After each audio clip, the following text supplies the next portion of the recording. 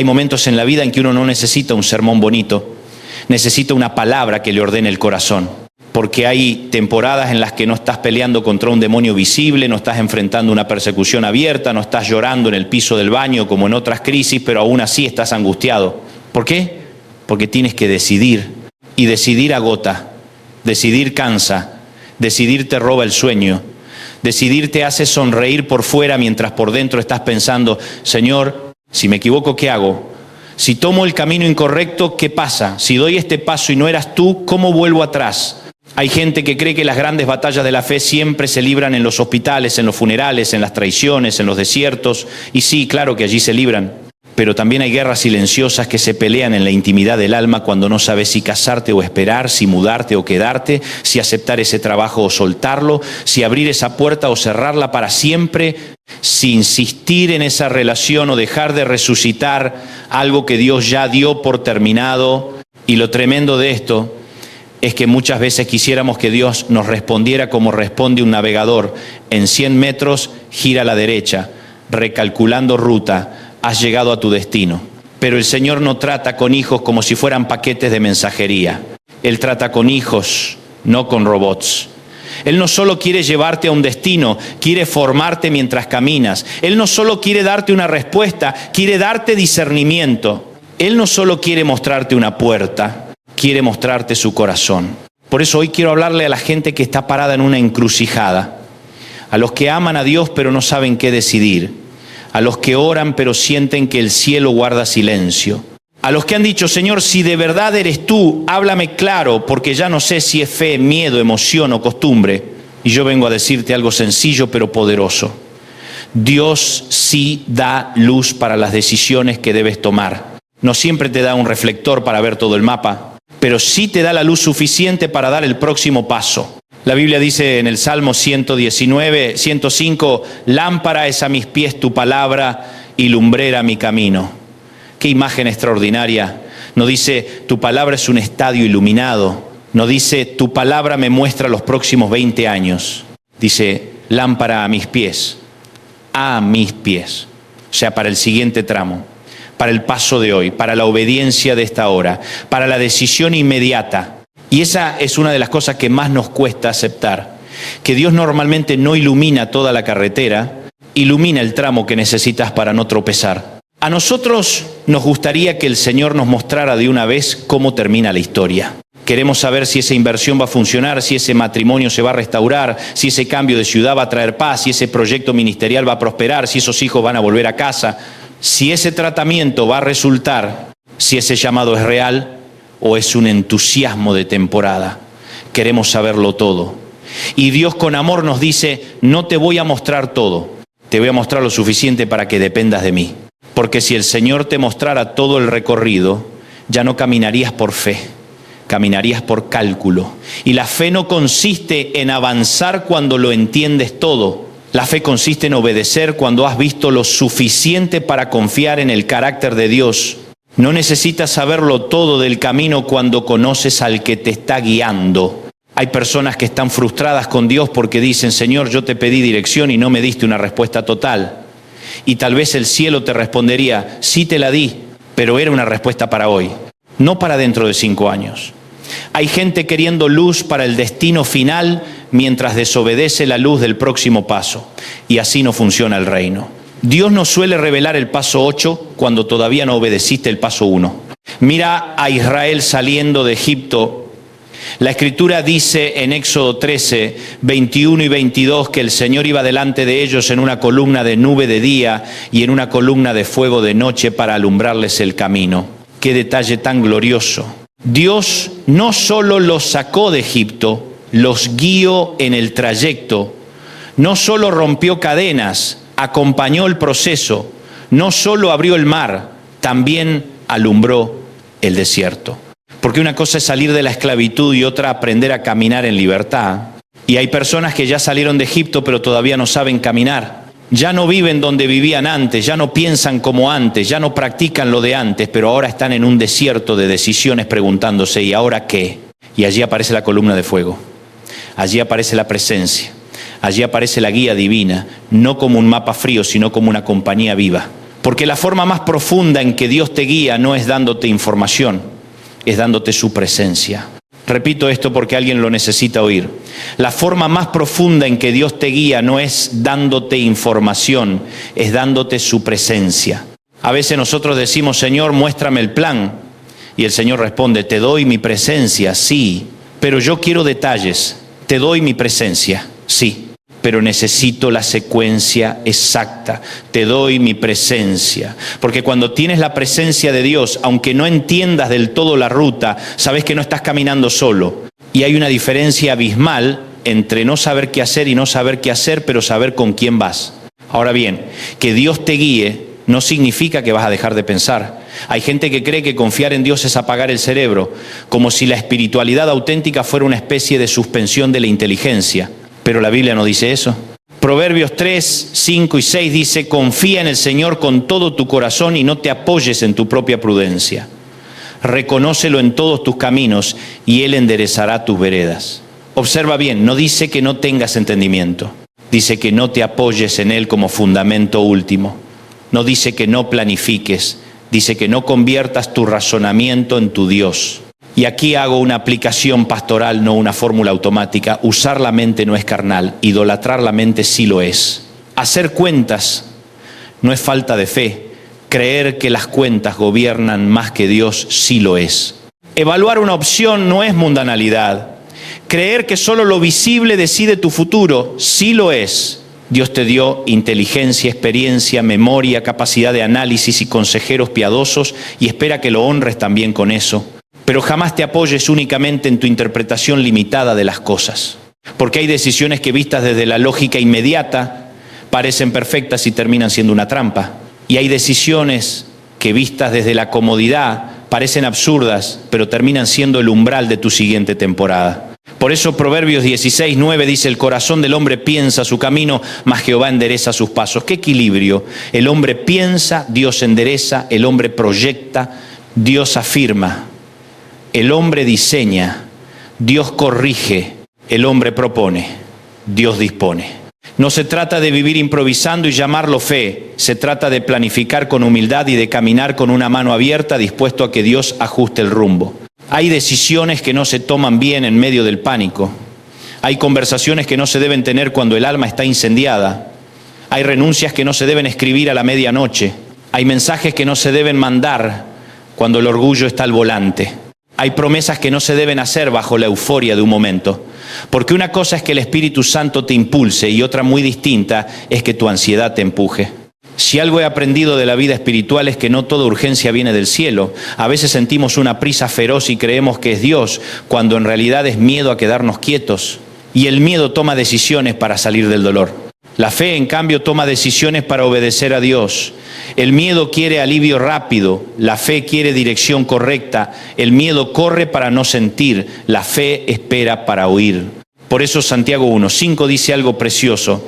Y si alguno de vosotros tiene falta de sabiduría, pídala a Dios, el cual da a todos abundantemente y sin reproche, y le será dada. No dice si te falta información, dice si te falta sabiduría. Porque el problema más grande en tus decisiones no siempre es la falta de datos. Es la falta de sabiduría para interpretar los datos delante de Dios. Tú puedes saber mucho y decidir mal. Puedes tener información y no tener discernimiento. Puedes conocer las ventajas y desventajas y aún así equivocarte, porque no todo en la vida se resuelve con una hoja de cálculo. La sabiduría bíblica no es adivinación evangélica. No es andar buscando señales debajo de cada piedra. No es abrir la Biblia al azar para que el primer versículo te diga si te casas o te mudas. No es vivir pendiente de coincidencias extrañas, de impulsos sin filtro o de supersticiones revestidas de lenguaje cristiano. La sabiduría bíblica es la capacidad de vivir de acuerdo con el corazón de Dios en medio de la complejidad real de la vida. Es una mente rendida, un corazón enseñable y unos afectos sometidos al Espíritu Santo. Y aquí alguien dirá, pero yo quiero que Dios me hable claro, y yo también, todos queremos eso. Pero déjame decirte algo con ternura.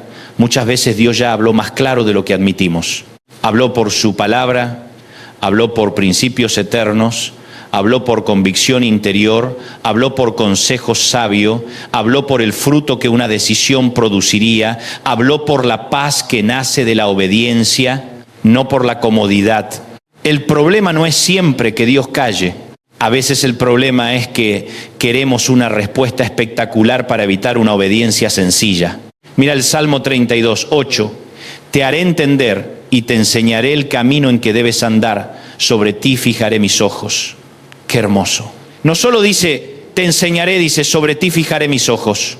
Eso significa que la guía de Dios no es mecánica. Es atenta, es personal, es afectuosa. No eres una pieza en una fábrica, no eres un expediente celestial, no eres un número de caso en la oficina del cielo. Eres hijo, eres hija. Y el Padre no te guía distraídamente, te guía con sus ojos puestos sobre ti. Entonces, cuando tengas que decidir, no empieces preguntando solo qué quiero, ni siquiera empieces preguntando solo qué conviene. Aprende a preguntar, Señor, ¿qué te honra? ¿Qué refleja más tu carácter? ¿Qué me acerca más a tu voluntad moral? ¿Qué decisión me vuelve más semejante a Cristo? Porque la voluntad de Dios no es en primer lugar geográfica, es espiritual. Antes de preguntarte en qué ciudad debes vivir, pregúntate quién eres cuando vives allí.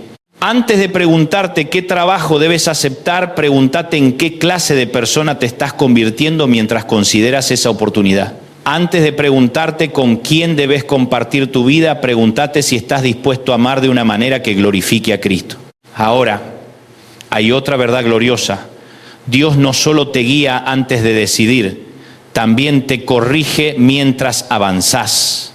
Isaías 30:21 dice, entonces tus oídos oirán a tus espaldas palabra que diga, este es el camino, andad por él, y no echéis a la mano derecha, ni tampoco torzáis a la mano izquierda. Me encanta esa imagen. Una voz detrás de ti. Como un pastor guiando a su rebaño, como un maestro corrigiendo a su discípulo, como un padre que ve el peligro antes de que el hijo lo advierta. Esa voz no siempre llega antes del movimiento, a veces llega en medio del movimiento. No siempre previene todo desvío, a veces redirige cuando comenzabas a torcerte. Y esto es una noticia gloriosa para los que tienen terror a equivocarse, porque hay gente paralizada por el miedo de cometer un error y arruinarlo todo. Y yo vengo a decirte, si tu vida está rendida a Dios, ni aun tus desvíos son demasiado grandes para su misericordia. Él sabe corregir, Él sabe redirigir, Él sabe cerrar puertas a tiempo, Él sabe frustrar planes para salvar destinos. Él sabe dejarte avanzar un tramo para enseñarte algo que no ibas a aprender de otra manera. No estoy romantizando la desobediencia, estoy exaltando la soberanía y la paciencia de Dios. Tal vez alguien me está oyendo y piensa, pero yo ya tomé una mala decisión. Bueno, entonces este mensaje también es para ti. Porque la luz de Dios no es solo para los que todavía no dieron el paso, también es para los que necesitan volver a orientarse. No solo alumbra el camino del que empieza, también rescata al que se desvió. No solo guía al inocente, también restaura al arrepentido. Hay gente que cree que por haberse equivocado quedó fuera del mapa de Dios, y eso no es evangelio. El evangelio dice que Cristo busca ovejas que se desvían, levanta a los que caen y vuelve a poner los pies en senda recta. Pero aquí está el centro de todo. La guía de Dios no es un método, es una persona. Jesús dijo en Juan 8:12, yo soy la luz del mundo. El que me sigue no andará en tinieblas, sino que tendrá la luz de la vida. No dijo, yo les daré un poco de claridad. Dijo, yo soy la luz. O sea, la respuesta definitiva de Dios a tu confusión no es una técnica, es Cristo. La salida más profunda de tus tinieblas no es solo un consejo, es seguir a Jesús. Porque al final, la gran tragedia no es tomar una decisión imperfecta. La gran tragedia es construir una vida al margen de la luz del Hijo de Dios. Y esto tiene una fuerza extraordinaria si recuerdas el contexto. Jesús pronuncia esas palabras en el entorno de la fiesta de los tabernáculos, una celebración que recordaba la provisión de Dios en el desierto y que en tiempos del Nuevo Testamento incluía elementos de luz y agua. En medio de esa memoria colectiva de la presencia divina, Jesús se pone de pie y dice, en esencia, la luz que ustedes celebran, la guía que ustedes recuerdan, la presencia que ustedes añoran, está delante de ustedes en mi persona. Eso cambia todo. Porque Cristo no solo ilumina tu vida, Cristo es el cumplimiento de toda guía, de toda provisión y de toda esperanza. Por eso cuando no sepas qué hacer más que buscar una experiencia mística espectacular, vuelve a la pregunta más importante de todas: ¿estoy siguiendo a Jesús de verdad? Porque el que sigue a Jesús puede pasar por momentos de niebla, sí. Puede atravesar temporada de espera, sí. Puede vivir días donde no tiene todos los detalles, sí. Pero no anda en tinieblas definitivas. No vive abandonado al caos. No camina sin pastor. Tiene luz de vida. Y déjame hablarle ahora a la gente práctica, a los que dicen: está bien, pero ¿cómo bajo esto a tierra? Déjame ponerlo de una manera sencilla. Cuando enfrentes una decisión importante, pregúntate esto delante del Señor. Primero, ¿esta opción contradice claramente la palabra de Dios? Porque si contradice la palabra, no necesitas más oración para ver si Dios confirma. Ya contestó. Segundo, ¿esta decisión nace de la fe o del miedo? Porque hay decisiones que parecen prudentes, pero son solo una forma elegante de seguir escondidos. Tercero, ¿qué dicen personas sabias, maduras y piadosas que no están halagando mis emociones? Porque Dios también guía por medio de la comunidad. Cuarto, ¿qué fruto produciría esta decisión en mi carácter, en mi familia, en mi integridad? Y quinto, ¿puedo poner esta decisión delante de Cristo con una conciencia limpia? Y si después de orar, de pensar, de consultar, de rendirte y de revisar tus motivos, todavía tienes más de una opción buena delante de ti, no te desesperes. A veces el problema no es que una puerta sea diabólica y la otra angelical. A veces el problema es que nosotros queremos una certeza imposible cuando Dios nos está enseñando a vivir como hijos maduros. Hay ocasiones en las que dos caminos pueden ser legítimos, y en esas ocasiones también se honra a Dios decidiendo con humildad y confiando en que Él enderezará tus pasos mientras avanzas.